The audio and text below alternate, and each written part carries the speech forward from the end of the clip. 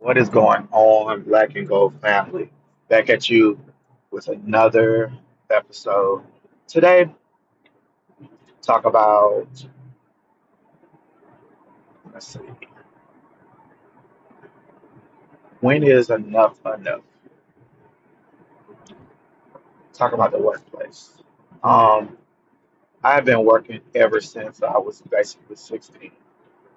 Started off with doing landscaping with my stepdad, then from landscaping, went to Home Depot, UPS, then went to FedEx, then went to Amazon, then I worked at another landscape place, and then worked at Food Line Distribution Center. Then I worked at Lowe's, and I think I finished off my longest period of working at Lowe's for 11 years. So it's kind of like you work all these 9 to 5s with the hope of accomplishing whatever goals that you have set to accomplish. So within that, I took many, many little vacations. I have built a house, have paid off cars.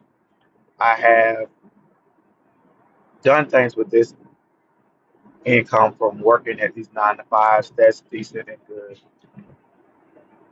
but it's still not truly satisfying what I would like to accomplish, what I would like to do. Um, I want more out of life, more out of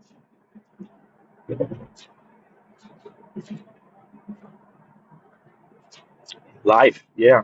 I just feel like we give ourselves to these workplaces so much to where we lose out on time, and time is truly, of course, something that we cannot get back. And we miss out time with family members, with our kids, friends, because of this thing called work and this 9 to 5. And truly, it's a problem, but it's not a problem. And I think it becomes a problem when whatever job it is starts to look at you differently in the aspect of, in a sense, like you're a slave instead of a worker or associate. Um, Belittles you or gives you more work than the next person because they know that if anybody can get it done, this person can get it done, and let the other person slack off or let the other person get away with it. And it's not right. You got the same title. There's nothing physically wrong with this person. But then again, they know that you're going to get it done. They know that your work ethic is stronger than this other person. They know that regardless of the situation, regardless of how they approach you to ask for you to help in this situation, they know for a fact you're going to say yes until you say your first no. So then once you say your first no, then it's kind of like all of a sudden, so two associates get reversed. It's kind of like, oh, well, this person is hostile. This person is always upset. This person doesn't want to do what I tell them to do. And then that throws a negative effect on you just because you're finally standing up for yourself. Like, no, that other person can do what I can do. That other person gets the same type of check that I get. It's like, no, but you're penalized. And I'll be the first to say, like, I'm not gonna brown nose. I'm not gonna suck up to anybody for anything. And it's just like everybody wants you to see their point of view, the way that they see it, the way that others in the office sees it. But no one truly cares what you have to say about it.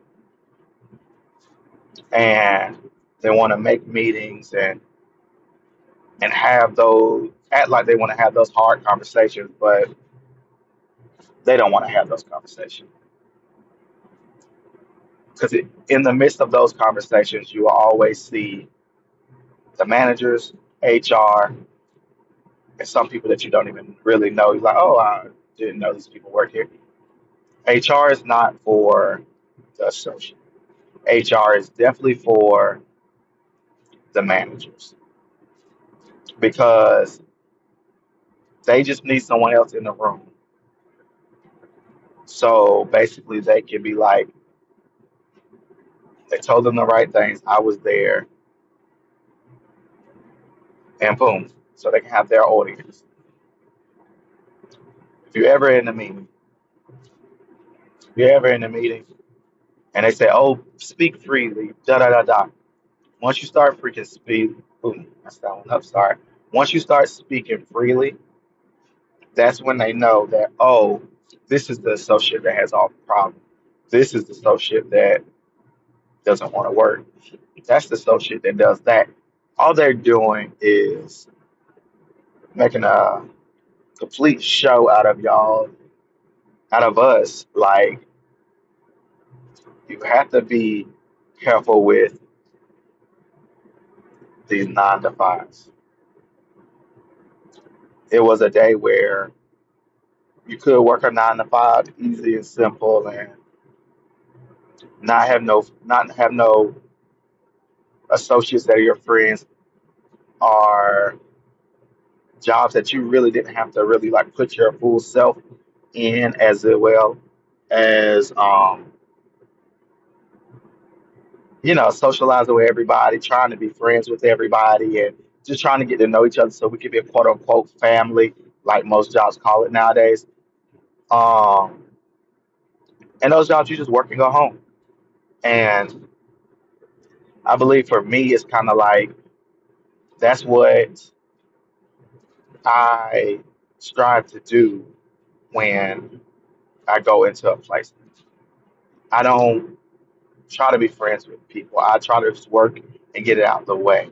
Because once I do start talking, once I do start getting comfortable with people, once I do start going over and above and doing my job to the T, that's when they'll start using me, that person that goes over and above. And I feel like, and I know that it's just not fair that they do that. And yes, they know they're wrong.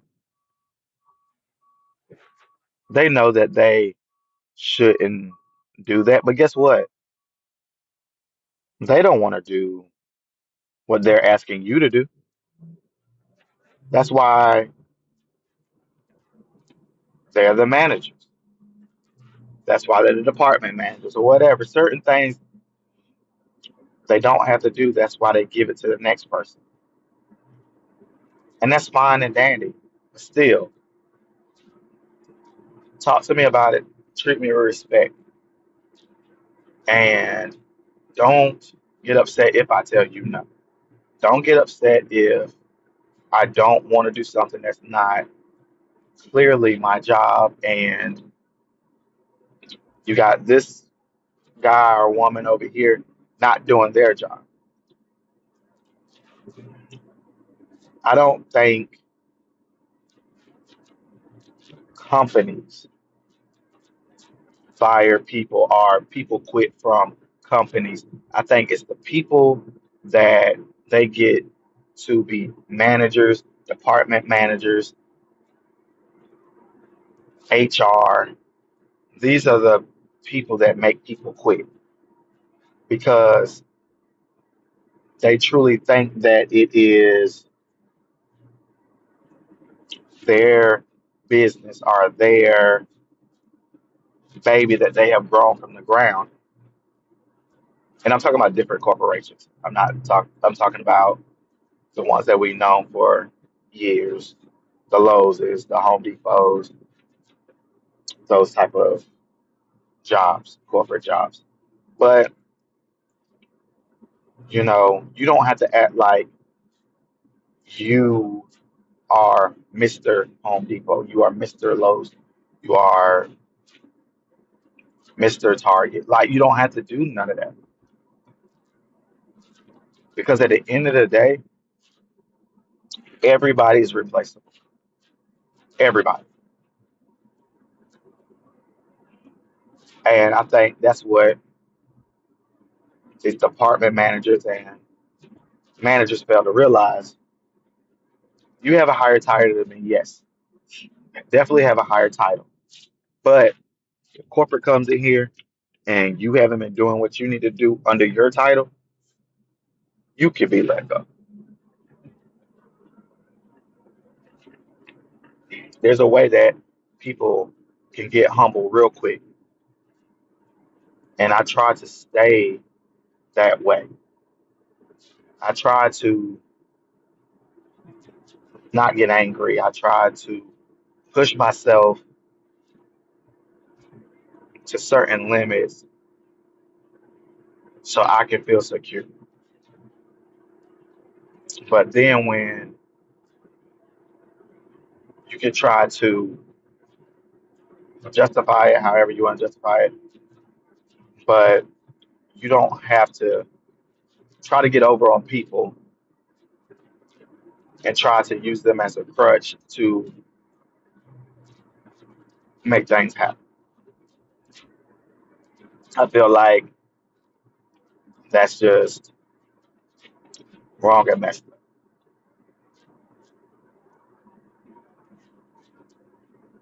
So all I truly can do is come to this 9 to 5 and be the best version of myself. Not try to get in no conversations with nobody, not trying to be friends with anybody, trying to work and come back home to my family. I'm not Superman, not trying to save the day, not trying to do none of that. Yes, it would be lovely to do more. Yes, it would be lovely to have that title under your belt as manager. But if you deal with most of the mess that they give you or that you got to hear about as an associate, how much junk and mess are you going to hear as a manager? And I think the best thing for us to do truly, if we want to be a manager, if we want that title, if we want that role, we have to make and do our own business. That is the only way. That 9 to 5, you're not going to get tired of that 9 to 5. You're not going to have to hear that you're not doing a good job in your 9 to 5. That's what we have to do. We have to stop getting frustrated, getting angry, getting anxiety. Wake up in the morning like, oh, I don't feel like going to this job. I know it's going to be some mess. We have to do our own. And we can do it. There's plenty of jobs get started every day by people like me and you. And we have to just step out on faith and make it happen because I truly believe there's a reason why so much negativity at work. You don't want to get up and go to work. You feel drained every time you try to go over and above, and people are not seeing your full potential. There's a reason. Your potential doesn't lie in that job.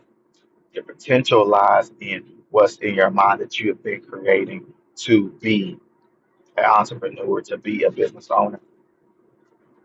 That's where it lies in. And when I was little, that was a commercial, and it's you can be anything that you want to be in the world. It's all in your mind and how you pursue it. And ever since that commercial has always stayed in my mind, it's like, what do I want to do? Who do I want to be? What do I want to pursue? And truly, I'm still trying to get there and think of that. What do I want to do? Because working from 16 all the way down to 34, I just feel like I've had blessings, had savings, I had a lot of good stuff come from it.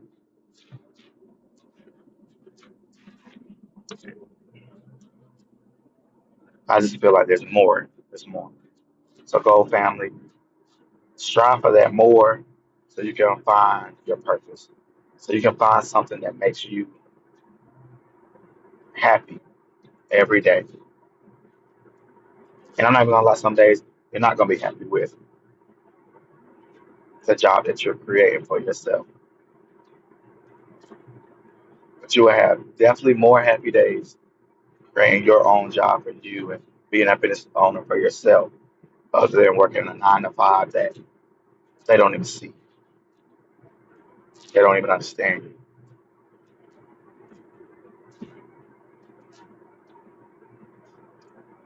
Strive for greatness. Strive to be a better you so you can give that out to the world. That's my time, Golden Family. Have a good one.